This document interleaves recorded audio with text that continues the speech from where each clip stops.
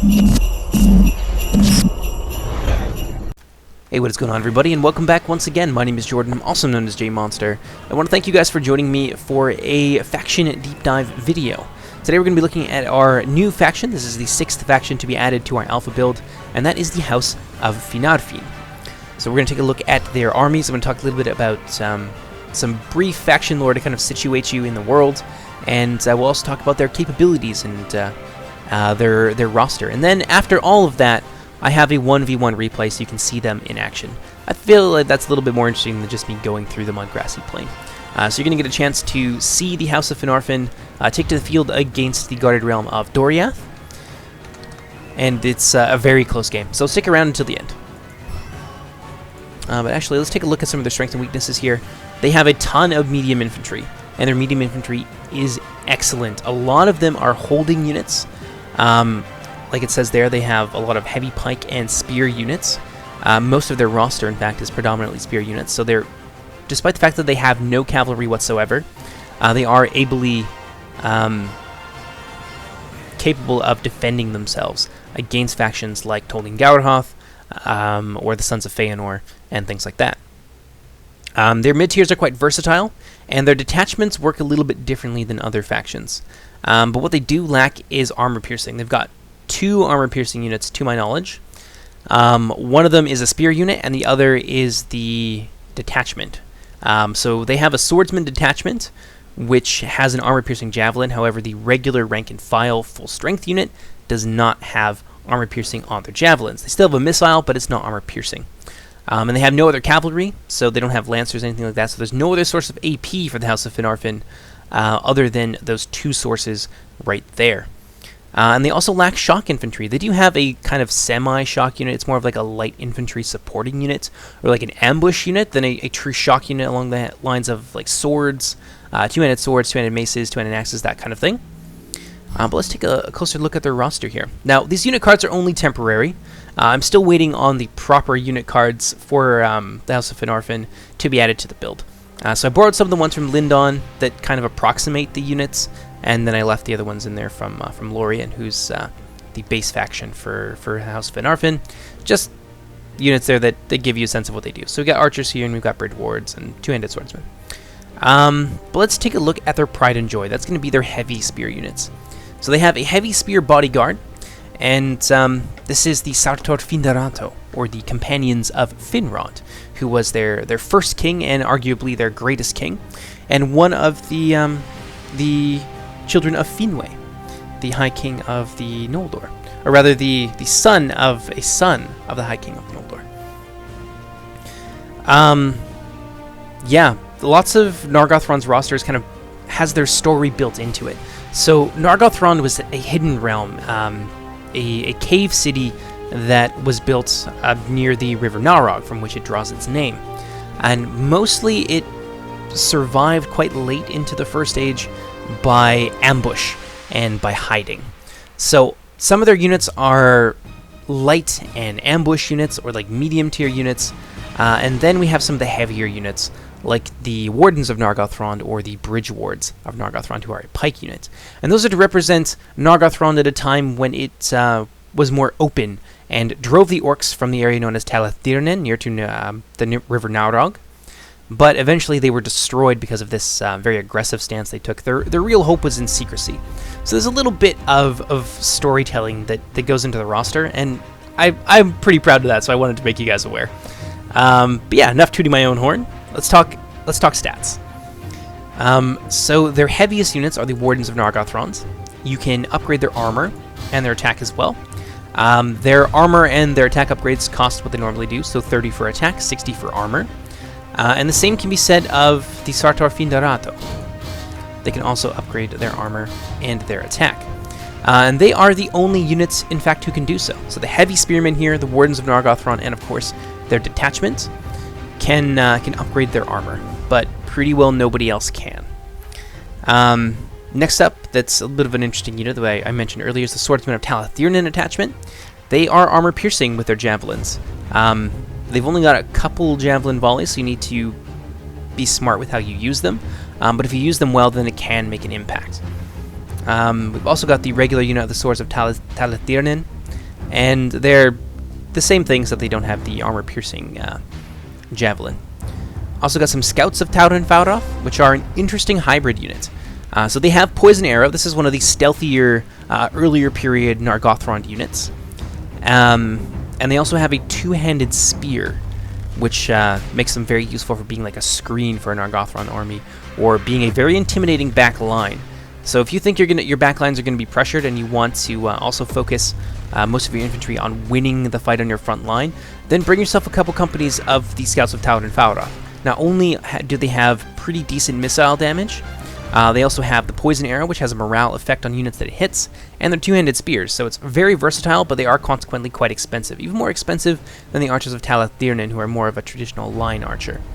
But on the topic of, the Archers of Tol-in-Gaurhoth are a medium-light archer, just a medium archer.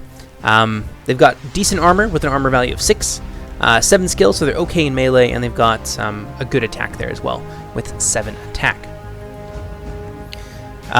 Then we have the Defenders of Tol-in-Gaurhoth, the medium-tier spearmen. You're going to see a lot from these guys in the battle that I show you. They are so good at holding a line. They make an excellent reserve unit, and you can just drown your enemy in spears and holding units and just wear them down, which is the way that the House of Finarfin wins battles. You are going to grind your opponents into the dust as they crash themselves against your spear wall. For those of you that aren't aware, spear units have very high melee defense, but they do have a penalty against other infantry units. So it's really just a waiting game and trying to keep things stable, trying to keep your back line secure, which you have a lot of options to do. Scouts of Tol-in-Gaurhoth, for example, are great at that. I've also got Stalkers of Tol-in-Gaurhoth, one of the few really aggressive themed units on the House of Finarfin roster. These guys can hide anywhere. They've got really good melee skill, low melee or low armor, but they have decent charge value there as well. So they can get up to 16 charge damage, 8 attack, which is not bad. And they also have the powerful charge trait and a bonus in the woods. So they're versatile, excellent supporting units for your back lines as well, or to blunt cavalry charges to help you play for time. And you're going to see some of those tactics a little bit later on. Next, we have the Bridge Wards of Nargothrond, who are a heavy pike unit.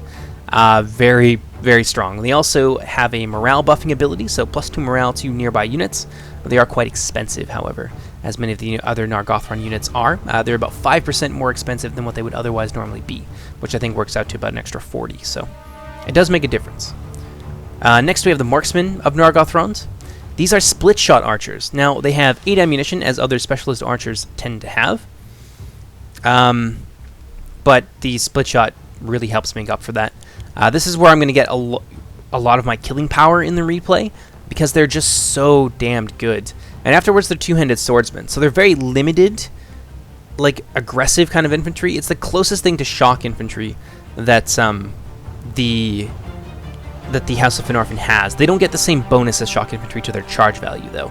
So you'll notice that it's going to be a lot smaller than a lot of other charge units. Like the Warriors of Region, for example, have a massive charge value. These guys, unfortunately, don't. But they are quite good in melee. They've got good skill, really good armor, so they're not easy to shoot down. And good range on them as well. And then finally, I think this is our last unit, in fact. We have the Arqueni Mormegilwa, which is actually Turin's bodyguard. So Turin is the default general for now, but eventually he will be exclusive to this unit. And they're very, very strong. 10 armor, really high melee defense. Trying to charge these guys down from the front and deal damage to them like in 1-to-1 is not easy. You need something of like equal or greater quality to really put a dent into these guys in melee. They also have a solid morale buffing ability of +10. And yeah, a massive charge value. Like you can see the difference between like a true shock infantry unit and a marksman hybrid. But yeah, devastating charge. Absolutely painful. They are the only fear unit that Nargothrond has as well. And they're very, very aggressive, as that was kind of Turin's approach to war. So they fit in quite nicely along with the heavier units. They're a bit more suited for open battle, and they are, by nature, very aggressive, being a two-handed sword unit. But of course, they look nothing like this in game. You'll get a chance to see them a little bit later on, as I don't bring them in the battle. But they are very, very impressive looking. Next, we have the ballistas and the catapults. Eventually, the House of Finarfin will have a trebuchet. I just haven't added it just yet. And all of their crews are actually a detachment of defenders of Talath-Dyrnin. So the spear unit that you see right there. So not an easy thing for cavalry to charge down. They're certainly more than capable of defending themselves more out in the open, as long as you have infantry nearby to support them. And they have a speed of 1.3, which is the standard for all of our artillery pieces. So they're actually quite able to be mobile, be a little bit more independent than other units of this type, like the orc units, for example, are extremely vulnerable to cavalry charges. Not so much the ballista and the catapult here. And it's kind of more necessary given the lack of mobility that the House of Finarfin has.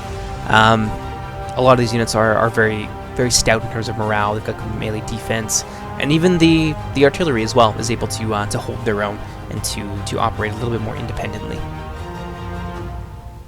But yeah, that's going to do for the army breakdown here. You guys are going to get to see most of the units here, with the exception of the scouts and the Artqueni Mormagilua in the battle coming up. So I hope you guys enjoy it, and I hope you guys have found this useful so far. I'll see you in just a few moments. Alright, so let's take a look at my army composition. I am naturally very spear heavy, as you can imagine.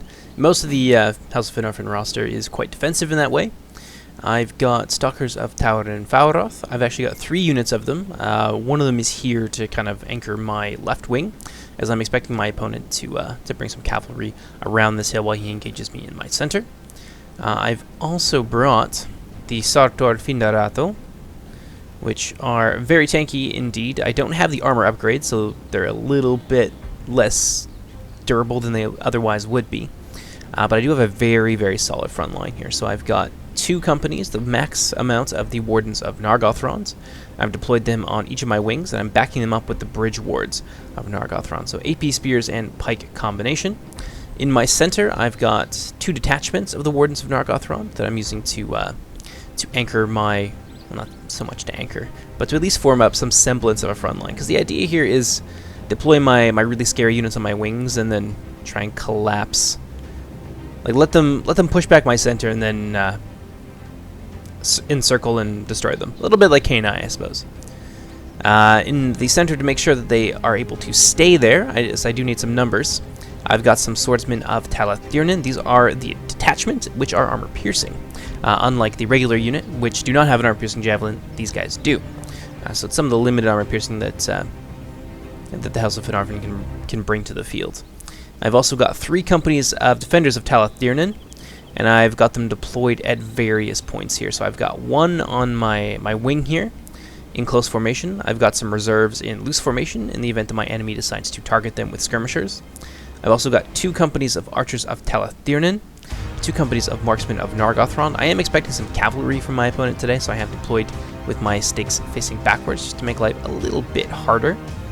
And my second company is over here hiding in the woods.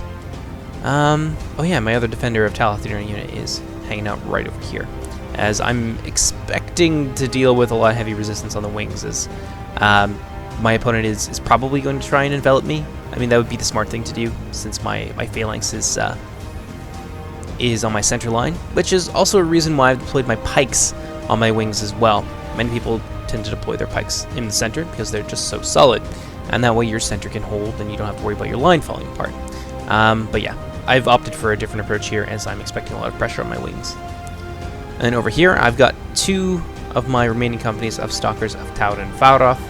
I didn't realize that he had a deployment zone over here, so that's going to come into play a little bit later in the game. But I was expecting to be able to get him to commit in the center, and especially on this wing here, and then try and swing around with my Stalkers of Tol-in-Gaurhoth. But we'll see how that strategy works out. Let's go ahead and take a look at the opposing army today, played by Stewart of Dale. So Stewart is going to have a very strong position up here on the hill. I could have deployed a little bit farther forward, but I also wanted to have him come up under this hill, fight me downhill, and then I'll have a really good shot for a lot of my archer units. But he's going to have the strong position up here. He's, of course, playing as the Realm of Doriath, and he has brought some Marksmen of Region. Ugh, messing up my own names. It's really embarrassing. He's got 2 of them. He's got a ton of Warriors of Region. I think he's got 3 in total. He's got Shield Bearers in addition. Shield Bearers, more Shield Bearers. I think he's got like Sword Host and things like that are mixed up here in the woods. He's definitely got Wardens of the Girdle, probably about 2 companies or so. There's a Sword Host, It's actually quite a very vast army here, which I didn't realize as he was coming over that hill. More warriors of Region, Donath and Mablung, the two-handed mace bodyguard, which is very scary. Sword host and shield bearers. And then he's got some additional forces over here deployed across the way from me. A really strong flanking force consisting of mounted company of Region, shield bearers, warriors, and marksmen. And it's going to be a bit of a mad scramble to try and hold them back with only a couple companies of stalkers.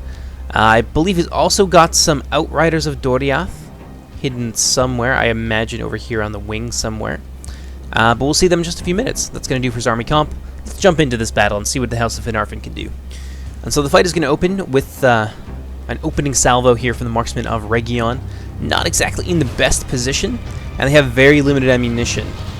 So, yeah, first volley there, a little bit of a waste, doesn't do a whole lot, but he's going to move to take point up here on the hill, which is just perfect for his archer companies. Actually, now that I think about it, this would be a very scary map to fight the Green Elves on because of so much hidden stuff and the good positioning that there is for archers. I'm going to open fire here with my my marksmen of Nargothrond and their split shot. It's going to do some damage. I think that's just the detachment anyway, which is why they're so heavily reduced. But yeah, it will hurt them a little bit. What I really needed to be going after was the warriors of Region, rather, which unfortunately I don't think I saw until it was time. Ooh, hopefully I see it, because that's a juicy target. Come on, Jordan of 2 hours ago. Let's see what you can do. Not much, apparently. This is a juicy target. This is the things you kind of want to prioritize as the House of Finarfin. Unshielded units that are armor-piercing, like the warriors of Region. Across the way here, I saw this massive flanking force, and so I moved to intercept. I managed to catch the mounted company out. They're going to do a decent amount of damage to my light infantry, but I will manage to kill off about a tenth or so of the unit. I've got more and more reinforcements pouring in here. We're going to catch the marksman of Region out, and he's going to be forced to pull them back, and we're just going to waste a little bit of his time here, which is kind of what we need. I also brought over some defenders of Talathdirnan, as I saw the cavalry, and I know that they can be a potentially very big threat to my backlines, which I need to be intact. It's my missile units that are going to carry me in this fight. Yeah, some nasty shots going in there from my marksman of Nargothrond. Not the best angle, unfortunately. And I think he's got an additional company of cavalry. Indeed. There they are. They would have moved forward earlier. Outriders of the Girdle, a light lancer unit, but they can hide anywhere, which makes them a fantastic unit to bring out at the end of a game. After your opponent thinks that you've played your hand, suddenly you've got some Outriders of the Girdle, and that can potentially swing the fight in your favor. Not that Doriath needs a ton of help on the infantry line, but nonetheless, it's a good strategy. Let's see here. Warriors really taking it on the chin there. My defenders are holding well, which is what I need. My wing here, where my pikes are, they are definitely winning. Wardens of Nargothrond in the center taking some fire from the marksmen of Region, but that's not really going to do a ton to them. Yeah. I don't think they actually lost anything there, but they do get tossed around quite nicely. Sword host up here, he's taken some fairly heavy losses on the approach, as I was able to use my Swordsman of Talathdirnan's armor-piercing missiles to shave off about a fifth of the health of that unit, which is great. Sword host of Region charging in to engage my phalanx, and a nice flanking charge here by a large number of Doriath units into my defenders of Talathdirnan, who are engaged with warriors of Region. Over here, we can see some of the shield bearers have managed to push through our stalkers, who are just taking an absolute beating over here. My light infantry holding the line as well as they're able with that cavalry in the rear. It does kind of hurt. That being said, we have managed to kill about half the unit there, which is great news for us. But some enfilading fire going down from my marksmen of Nargothrond, which will hopefully help swing this fight in their favor, as they are outclassed there in terms of quality. Over here, I managed to catch out his Outriders of the Girdle, as I was definitely on the hunt for them. This is why I had a lot of these units kind of layered in defense. And my archers of Talathdirnan, as well as my my archers of Nargothrond, really gave these guys what for. I think they were cut down to about a third of their unit strength, and more fire pouring into them. Archers of Nargothrond getting a nice shot off. And it's kind of a massacre. And I don't think I'm going to chase them with my stalkers. That's probably a good idea. They did take a big hit, though, off that charge. You can really get a sense for how deadly this unit of Lancers can be, especially on unprepared and lighter units like that. Over here, the Doriath push is slowly but surely hacking its way through my defenders of Talathdirnan, but they're doing their job. They are holding the line, and they're going to keep them in place for quite some time. I'm going to shift my focus now to the Marksmen of Region up here, try and whittle down some of their numbers. They're just recently out of ammunition. Skirmishers aren't super effective against the front line of the House of Finarfin, so the amount of damage and what they were able to contribute was fairly limited. I can see the push there from the Marksmen, so I'm going to move in with my Swordsmen of Talathirnin. My fear was that they still had ammunition. He was going to try and lay down some enfilading fire, which would obviously not be in my favor, so I moved to engage him with my Swordsmen of Talathirnin. I believe in the center, things are doing okay. My AP Spearmen are holding well. We have a breakthrough here, as my defenders have been thinned out. These Warriors of Region are now kind of free to be an irritant, but I am managing to catch them out with my Sartar Findorato. Not a great place for this General's Bodyguard unit to be, as they can be quite vulnerable to armor piercing. But it does hold them in place long enough for me to actually lay down a lot of withering fire with my Archers of Talathirnin. I've actually got 2 companies of them there, trying to focus down these units from afar. Marksmen of Nargothrond being pressured from a couple different points here. The Mounted Company of Region, at least what remains of them, is hitting them hard, but they'll be able to hold on for quite some time. And I've managed to escape with a small company of reinforcements. And my rear guard here is holding up the rest of these Warriors of Region, who are still quite healthy. 115 men, I've barely managed to kill 7 of them. The Marksmen of Region, however, were not so lucky. Lost about 10 men out of their 80-man unit. And the Shield Bearers here also, I think, took some pretty heavy losses. Not sure if they're a detachment or not, but my light infantry did their job. And now we're able to kind of close ranks here against some Shield Bearers of Region. And the Mounted Company are not long for this world. Over here, I just want to make a quick note that his Outriders, I think, were completely annihilated. So now there's no more cavalry threat over on this side. My Stalkers of Tol-in-Gaurhoth finished them off with a nice charge, but they lost a lot of men in exchange. But over on my wings, things are kind of going okay. My Archers of Talathirnin here, I'm going to start to pull them out, as I can see there's some nasty stuff about to happen over on my front line. My Phalanx here is being outflanked, and he is managing to push through my Defenders of Talathirnin, which means that there's going to be a hole opening up in my line pretty shortly.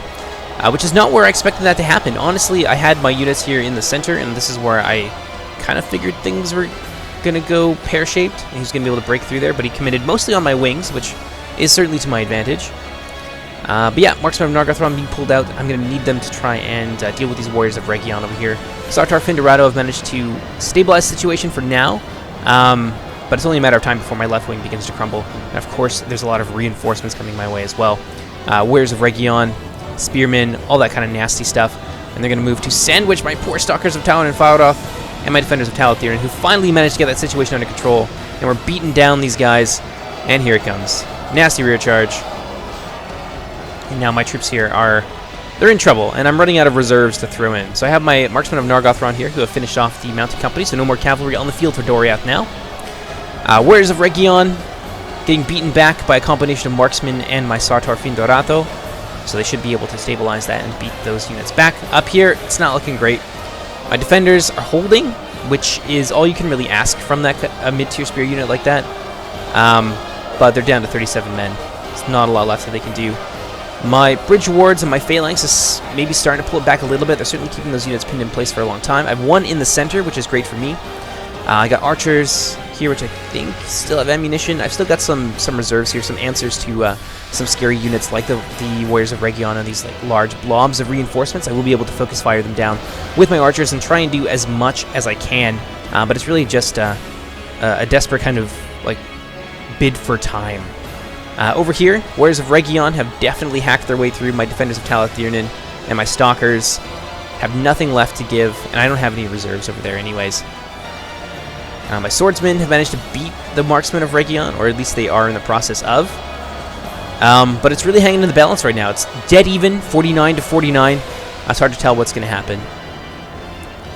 And now the outflanking begins. He's moving to encircle my center, which is obviously a bad thing. So these units here of Archers of Talathirnin are out of ammunition. So I'm going to throw them at the Sword Host and at the Spear Host of the Girdle, and then I'm going to move in at the same time with this other company here of Archers of Talathirnin and get ready to try and whittle out his numbers. Because so far he's got, I would say he's got more numbers than I do. Certainly he does. A lot of my units are quite elite and quite small. And they are supplemented with some of my medium infantry, but they've been they've been really hard pressed this whole game, and they've taken a beating. Over here, I have my marksman hacking down his marksman, which he was moving to shoot me from behind here. But he's going to move to counter that with Warriors of Region. And that's going to be just what the Doctor ordered. My marksmen of Nargothrond here are going to be really, really hard pressed. They have good melee defense, but it's just such high damage values on the Warriors of Region. That's just going to completely change the face of that fight. And now I'm losing on both of my wings, but winning in the center, which is alright for me. Luckily, my Archers of Talathirnin have managed to stabilize things, as I think the sword hosts were pulled out and used to flank my center line here of Wardens of Nargothrond. But I have my archers in place, Archers of Talathirnin laying down some supporting fire into the rear of the sword host, which is going to claim many lives. He's going to move again, pulling out some units here to try and surround these units and finish them off. But he doesn't have the numbers to complete the encirclement, and it gives my Archers of Talathirnin a really good angle. So that's something that I have going for me in the center right now. Over here, yep, Warriors of Region have managed to get in behind my bridge wards, who are turning their back and fighting basically a desperate battle for survival on all sides here. The Doneth and Mablung have been committed over here as well, though they are heavily reduced. I think I targeted them with some of my armor-piercing missiles. My swordsmen have broken completely under the weight of that assault, and it's a tough one. This is where the defensive capabilities of my units and their staying power is going to come into play. Most other armies, when surrounded like this, with the exception of maybe some of the Sons of Feanor infantry, would really, really struggle. But my guys are actually managing to win in a few places, despite the encirclement, and no doubt with the help of my Archers of Talathirnin right there. Over on my wing, my infantry has kind of stabilized things. I think my General's Bodyguard might be in there. No, actually, I moved my Star Tower Finarfin down here to help stabilize things. But this is where my General is, and I don't want to lose my General, because that would certainly be the end of me. A lot of Doriath units still very functional here. My Marksmen of Nargothrond, thankfully, weren't completely destroyed, and they're still fighting toe-to-toe with the Marksmen of Region. So I do have a presence over here, but I'm going to try and get out with my General at some points. I think, yeah, my Defenders of Talathirnin on their last legs there. And this is where I'm going to start to pull out my General. My Star Tower Finarfin reduced to a measly 6 men. I'm going to bring them back to the center and try and hold what remains of my army together. Let's go ahead and kick it up to full speed. Somehow these guys have managed to not get surrounded, and they're kind of turning the tide here. They've managed to turn the flank of this Doriath blob, so they do have a little bit of a nice hill advantage here, which is something that we haven't enjoyed up until this point in the battle. I know the Doriath troops are going to have to fight uphill with all the penalties that entails, so they'll be able to hold for a while. Over here, Wardens of Nargothrond, that heavy spear, just shield wall of heavy armor. I actually have them upgraded, and with damage upgrades as well. And they're just giving it to these guys. It's a lot of like depleted sword hosts who do really well against spear units, but it's the defensive capabilities of my units here that's really going to see them through this this storm. And over on this side, this is the one place that I am winning convincingly. My Wardens and my Bridge Wards really giving it to the Doriath units. They're far removed from their general. I'm managing to outflank them a little bit. Actually, I had a sally up here by my Nargothrond Marksman, which I unfortunately missed. And I managed to hack down most of these Wardens of the Girdle in melee. But then I saw an opportunity here to finish off this fight. And I moved to encircle with my Marksman of Nargothrond, which you can see right there. And the Sword Host and the other attached units are really struggling here. But this is where it starts to look a little bit ugly. 60 Warriors of Region, not great. He has pulled out a company of Spear Host of the Girdle to engage my Archers of Talathirnin. We probably had about a third of their ammunition left. So if I was able to just fire free with them, I would have been able to really turn the tide of this fight over here and finish things off. But it probably wouldn't have mattered too much. Some victorious units here from my left wing, from the Realm of Doriath, pulling out. That's just a minor pocket of my units that are still alive. And they're going to be able to move to surround my poor shield bearers of Talathirnin. And I think I saw this, so I tried to get out of there with my general, who's around here somewhere, down to two men here. And there he is. There's Turin Turambar. And the fact that I managed to hold on to him this long is actually going to be really significant. So these troops now fighting head-on against a phalanx and a heavily armored front line consisting of wardens of Nargothrond. You can see some reinforcements moving their way in here. This is around the point where I pull out Turin. I'm going to send him down here because these guys are just so hard-pressed, being attacked on multiple different sides. They're starting to get a little bit tired. Oh, no, actually, they're still fresh. What do you know? And I knew that I needed my general to get down here and to pop his general's horn. So I did that, and you can see that their morale stabilized. The marksman of Region trying to assassinate poor Turin. And he's going to run out of there as quickly as possible. He's still got a lot of HP left, though, so he'll be able to survive this storm. They're going to knock him over a lot, kind of bounce him around. And this is really important. This is something that may just save Turin's life. So my marksmen of Nargothrond, who are fighting with the marksmen of Region over here, I have 10 of them left, and I'm going to immediately pull them out of that fight and throw them at these archers.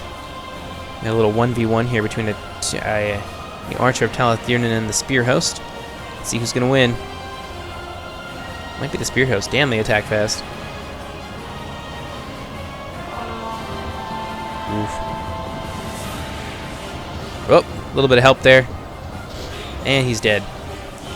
I'm going to charge them downhill, the marksmen of Region. They are outnumbered, but my guys have the fatigue advantage. Ooh, I'm going to lose a lot of them off the charge, though. So bad news bears for me. And they're going to lose comparatively less. But at least we managed to stop them from firing into our units from the flank, which is not great. And it's just a race against time, really. I have a small pocket of my infantry over here fighting against the Donath and Mablung. And there's enough of them here to win against 10 very tired units. But there are still reinforcements down here, and they've almost dispatched my Arthurs of Talathirnan. But I've gotten really lucky. My units didn't break, and I've managed to play for time in some very critical areas, and that's allowed me to wear down the Doriath host. And you can see that we're very, very close nonetheless, 92 to 93. But that playing for time and the amount of staying power that these Finarfin units have, it really is carrying me in this game. Steward was able to outmaneuver me. He picked his fights really well, but the defensive nature of my units has allowed me to have the time that I need to affect my own maneuvers, which is keeping me in this fight. Oh no, my Defender of Talathirnan. I used one of them to try and disrupt the marksmen. They're going to get charged down by some shield bearers. And this is where things look very dire. 95 to 94. I'm still behind by 1 percentage points. The marksmen are now free to shoot me all they like. This is where I did something decisive. So I pulled out my remaining marksmen of Nargothrond. Previously, they were just kind of in the back line, so you're not really able to fight. But I moved them out and put them into the rear of the warriors of Region. We're trying to enact a surround, trying to finish this fight here so that we can wheel around and deal with the remnants of Doriath. You can see reinforcements moving in against my my wardens who are winning. Those Donath and Mablung would have been in a lot of trouble, but some reinforcements came to save their lord. You can see Thingol himself. Where is he hiding out? There he is, dueling with my wardens of Nargothrond. There's 2 spearmen here just trying to hold back warriors and the lord of the Yathrim and Belerion himself.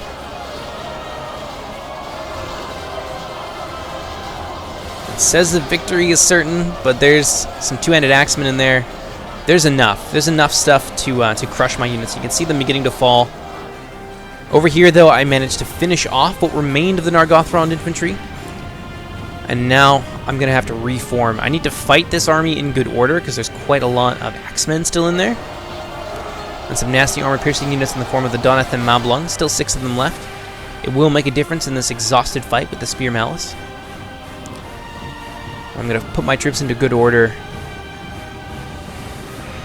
And then we're going to march to the rescue of our allies over there. And Turin-Turambar still in the fight. And he's going to lead the way here.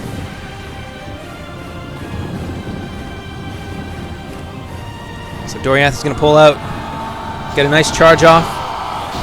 Some of my spearmen are going to take those axes to the chest and they're going to fall immediately. But we can see which way the wind is blowing here. I've got Oh, I've got a 2% advantage. I think I've been reading that wrong the whole time. I'm sure someone out there has noticed that and their eyes twitching. But yeah, I've got 2% advantage. I've still got some pikes, an okay amount of pikes. Got 19 of them left, a whole bunch of wardens. And of course, I have my general. And this is where it really ends for Stewart.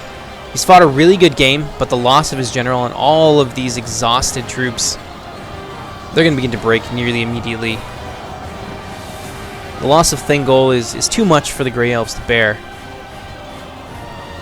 And that's going to be it. We managed to save a small number of our spearmen who fought so well on this side. But let's go ahead, take a moment here, and just survey the battlefield. It was a really good fight. A lot of holding actions needed to be played.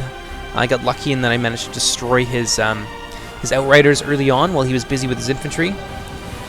And the front line was just an absolute slaughter. And Doriath is definitely a powerhouse infantry faction. So it was interesting to see that matched up against the staying power of Finarfin, to kind of see whether or not the unstoppable force of the immovable object was going to come out victorious in this fight. And then, of course, there was a minor holding action over here by my light infantry, my stalkers of Tol-in-Gaurhoth. I'm going to go ahead, kick it into full speed. 99 to 96. A really, really close game. I really like this map as well. If you guys are curious, this is the Tol-in-Gaurhoth map.